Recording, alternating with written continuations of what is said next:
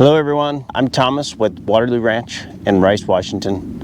I am here today with our Katahdin breed sheep flock. This is our fully registered Katahdin flock. They're registered with KHSI. And we also enroll all of these dams, sires, and lambs with the National Sheep Improvement Program. We just lambed in February. We shoot for a February 1st lambing every year, mainly because our growing season here is really short. We're looking at maybe moving these guys to pasture in mid-April, and then grass is pretty much dried up by around August 1st, and we're back on hay. So by lambing in February, what we do is we make sure that when our lambs are starting to eat live forage, there's live forage available for them until hay season comes around again. We harvest our ram lambs in late August at about 7 months, and then we harvest our ewe lambs in late October, just before we kind of get deeper into snow season. When they're born, we get birth weights on every lamb that's born here. We know the sire and dam for every lamb that's born here. We submit birth weights. We also take what are called weaning weights and post-weaning weights, and we send those to the National Sheep Improvement Program in Australia.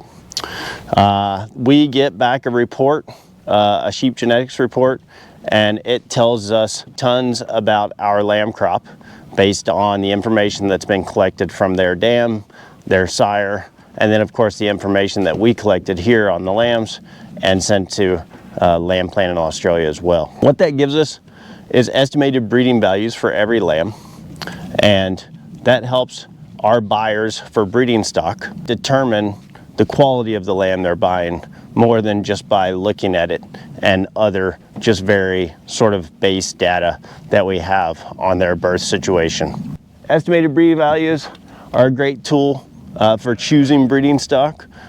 We've done it ourselves when we were starting with our starter flock, and what we found is when we look at those reports, usually the lambs with the most favorable EBVs are also the ones that we think look great just from a visual perspective. Other than EBVs, there are factors like hair coat, because the Katahdin breed is a hair sheep breed that sheds its coat in the spring.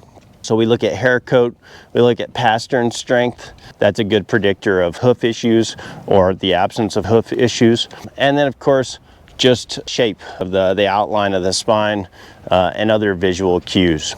This is our smaller flock overall. We have maybe a little less than 30 dams here, 3 sires, and I think we only have about 40 lambs on the ground, give or take right now. Our larger flock is actually a Katahdin Dorper cross flock. They're on a separate parcel. But these guys, a lot of times we're selling these for breeding stock.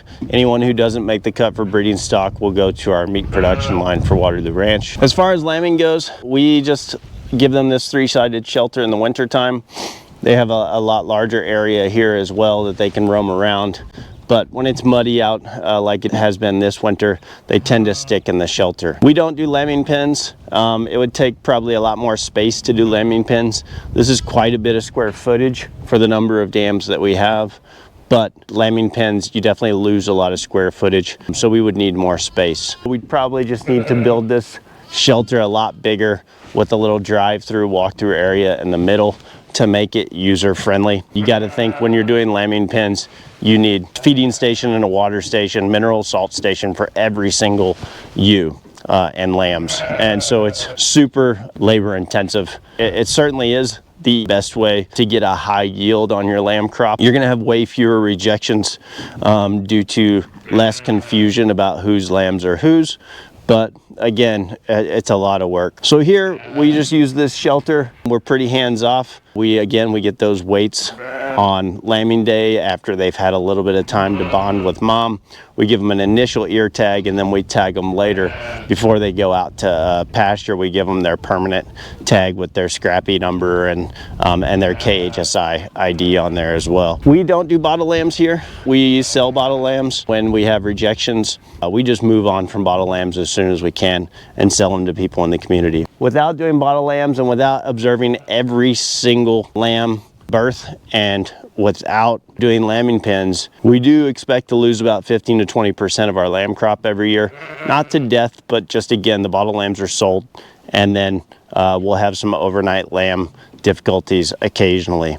But overall, you know, the lambs that survive here are super strong lambs. Almost certainly came out unassisted, have been nursed by their mothers till weaning, and has already survived a winter. We don't lose lambs to hypothermia despite lambing in February. We don't do lights or anything like that. We don't dry off lambs. We don't dip umbilical cords. We don't do any of that. All we do is, if we get to observe the lamb being born, we're there to assist if we have to, but that's really rare. And then of course, yeah, just weigh them and tag them and just keep an eye on them. But basically, once a lamb is born and they're accepted by their mother here, we have almost zero mortality. So really strong rate of survival here. Part of the reason for that is that we feed them free choice USDA premium orchard grass hay. We get that by the semi-load in 12 to 1,400 pound bales. We just drop them a bale and a feeder and let them go at it. We also supplement with alfalfa, just hand feed them alfalfa in the last part of gestation, and then we'll be supplementing them with alfalfa all the way up until we put them out onto pasture, usually in mid-April. So you'll see the body scores on our ewes, even nursing ewes, just really great body scores. And our lambs, it's not uncommon for us to hit 100 pounds in 100 days. So yeah, if you're looking for registered stock and you're interested in a hair sheep breed, there are tons of benefits to the Katahdin breed. They have a really good reputation for mothering abilities. They have really high parasite resistance.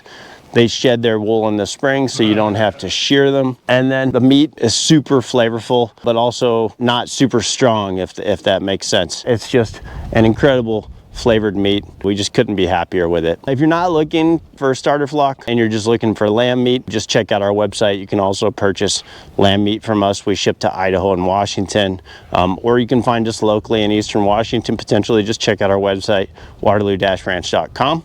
Thanks for hanging out with us today, and if you have any questions about our flock, just go to our website, fill out the form on the contact us page, or you can just reply in the comments to this video. But yeah, thanks for your time, and we hope to chat with you soon.